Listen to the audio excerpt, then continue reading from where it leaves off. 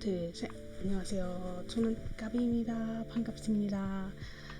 Today we are going to be learning about our Korean and how to make it simple, fun, easy, and stress-free, or as stress-free as possible as can be. These are tips I've learned over the years with making my own mistakes, some things that I stuck to from the beginning, and some things I only learned later on. But I'm going to give them here to you, and we're going to learn the essential tips before learning and during learning Korean. But for now, let's just call it the essential tips for learning Korean. Let's get started. Before we get started, sorry, I have my notes on the side here, so just so I can keep on track with everything, we're going to set our pace with step number 1 or tip number 1. Let's call it our tips. Tip 1. Set your why. Why are you learning Korean? Okay.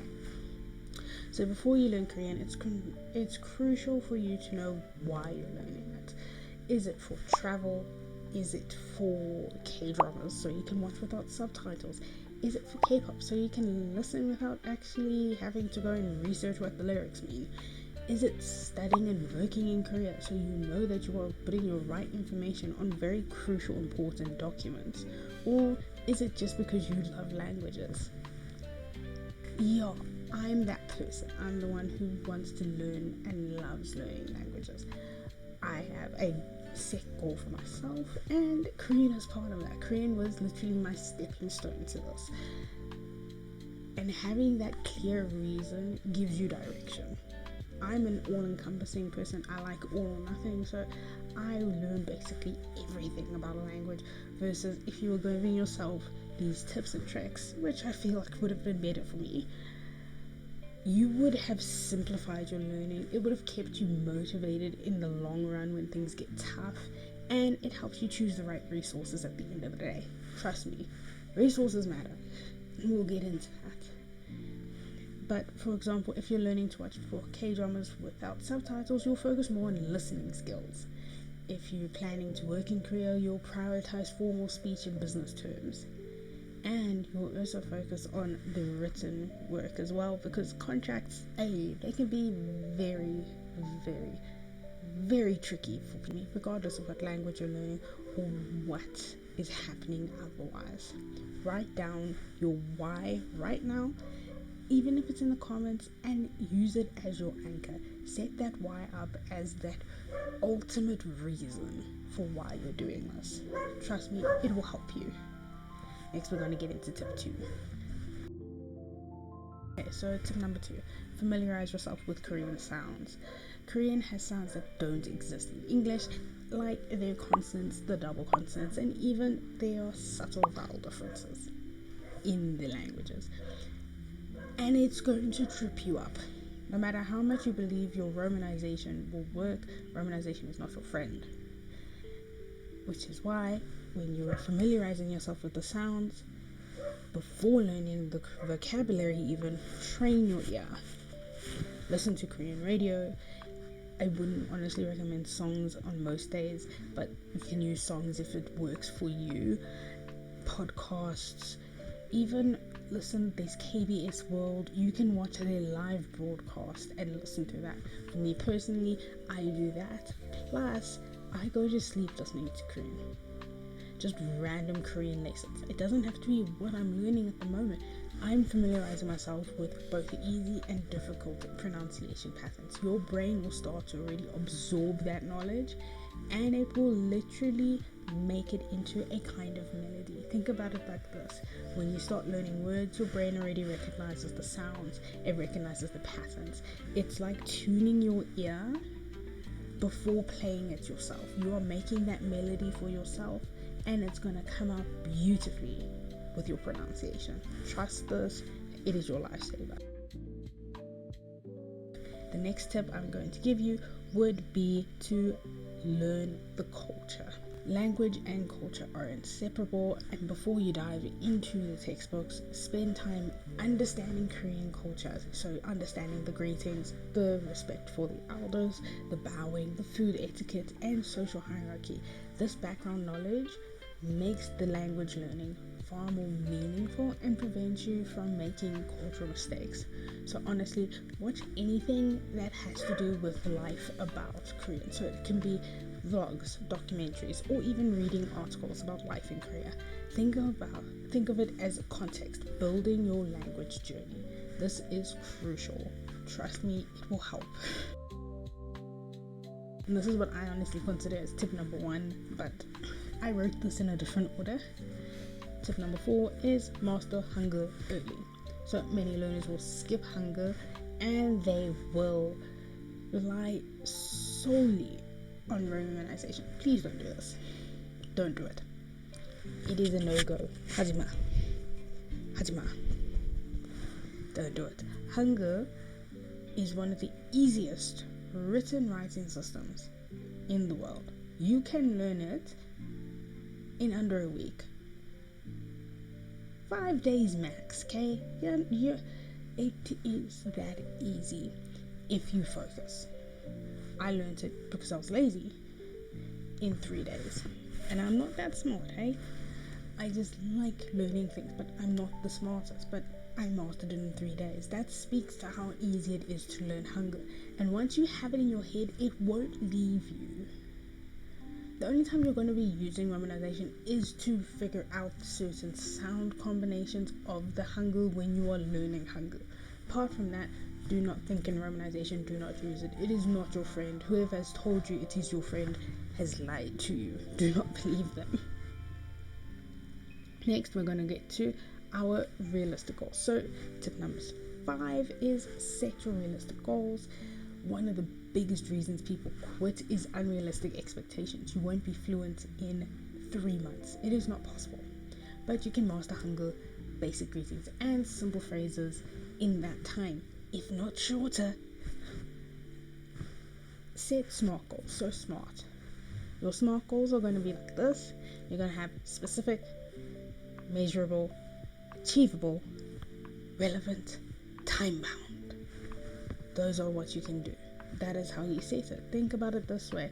I'll learn, for example, 10 words a day for 30 days. Or another example is I'll be able to introduce myself in Korean in 4 weeks. You can do that in like less than a day. But still, those are examples. Those are sort of your realistic goals. It is quite honestly going to help you also set up your study routine, which is another tip, but we'll get to that just now. For now, I want you to get to our next tip, which is choosing the right resources. There are so many apps, books, and websites out there. It's overwhelming, and some of them still teach you incorrectly. I love you, but no. When you're choosing your resources, research what suits your style. Do you like constructive and structured courses? Then try Talk to Me in Korean or How to Study Korean. I prefer Talk to Me in Korean. That is my baby. That is my main resource of my life. I love that. But if you prefer apps, try finding one that suits your style. Some people do benefit from Duolingo, but I use Duolingo as more of a go for revision after I've learned type of thing. I go there to do revision on my work. I don't go there to actually learn. So when you have these sorts of things, you want more immersion, follow Korean YouTubers or join language exchange. Pick 1 or 2 resources max. I have more than that, but that's just because I'm me and I don't know where my stop line is. But I do keep a lot of the resources that I don't use on a back burner so that I can actually focus on it more. Trust me, you will be fine. This will work. You are going to be okay.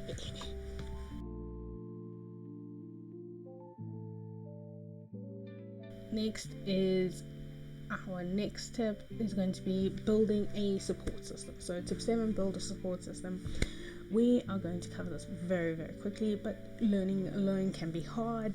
Find a study buddy, join online communities, or even start a Korean learning group. You can join subreddits, Discord groups, or Instagram communities where learning shares tips, resources, and encouragement. Having someone to practice with keeps you accountable and makes it way more fun. Trust me, and my friend did this. We were learning together in the beginning, and it was the most fun I've ever had in my life. Do this. It is honestly so much fun. You won't regret it. Next one is going to be tip number 8. Tip number 8, create a study routine. So I said we're going to get back to this, but this is really important. Consistency beats intensity. It is honestly better for you to study 20 minutes a day than 3 hours once a week. Before you start, plan when, what, how. So what are you learning? When are you going to learn it? How are you going to learn it? Do you want to do morning flashcards? Do you want to do evening listening practices? Do you want to fall asleep to a compiled listening practice exercises on YouTube that are 8 hours long? I do that, but make it a habit.